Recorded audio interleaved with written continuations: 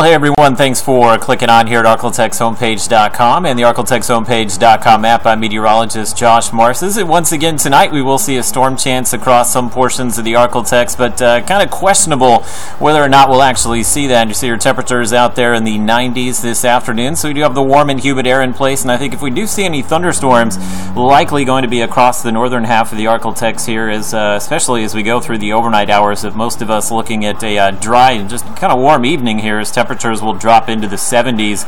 And as far as what you can expect through tonight, again, Storm Prediction Center has that slight risk of some strong to severe thunderstorms, basically Interstate 30 and north. It does include the Texarkana area. Then if you go just south of Texarkana down to Shreveport between I-20 and I-30, there are a marginal risk for some strong to severe storms. So really the only severe weather threat for us probably going to be for some high wind gusts during the overnight hours, but at this point fairly questionable whether or not we're actually going to even have any storms that pop up here. And right now the indications probably not going to see much. There's pinpoint Doppler right now, just have sunshine across the region for the most part, a few upper level clouds drifting through, and that's just about it. Morning storms made their way off to the east here. What we're watching, there is going to be a severe thunderstorm watch issued here shortly for areas outside the Arklatex. It's going to be basically between Oklahoma City and Dallas, so along the Red River there. That's where they're expecting those storms to pop up here in the next few hours, and then gradually tonight those will drift towards the Arklatex here. And you see Futurecast does pop up some of those storms up at the upper left-hand corner of your picture there, but we stay dry through the evening, so if you have outdoor plans here next few hours, things looking pretty good for us. And there we go tonight. Notice not a whole lot between about midnight and 6 a.m. here,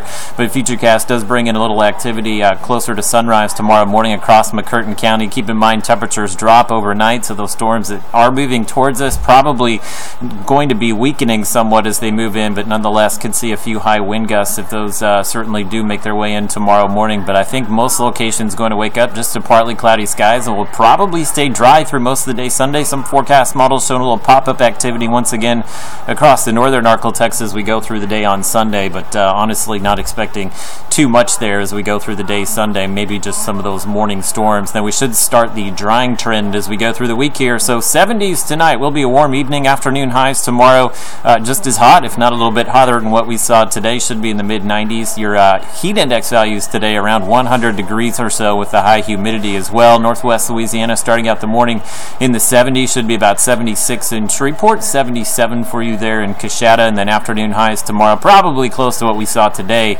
Should take us to about 95 in Shreveport tomorrow afternoon and across southern Arkansas. No break from the heat as well, 76 Texarkana, and should be at about 94 tomorrow afternoon. Some low 90s there depending on the amount of cloud cover that we do see in the morning, 92 Idabel and 92 in DeQueen as well. So as far as the 7-day forecast here, again, we start to dry out as we go through the day. Monday, notice no rain chances Monday through Saturday, and that means the soils will start to dry out around here, which means the air temperature will go up. So thinking the ridge of high pressure that builds in and keeps us hot and dry will be at its strongest Thursday, so wouldn't be surprised to see some upper 90s, and honestly wouldn't be surprised this week to see a few heat advisories issued, as those heat index values should be pushing 105, which is the criteria to trigger one of those. But good news, it looks like that ridge breaks down at some point next weekend, so we'll see temperatures cool off a few degrees and may even see some rain chances return late in the upcoming weekend.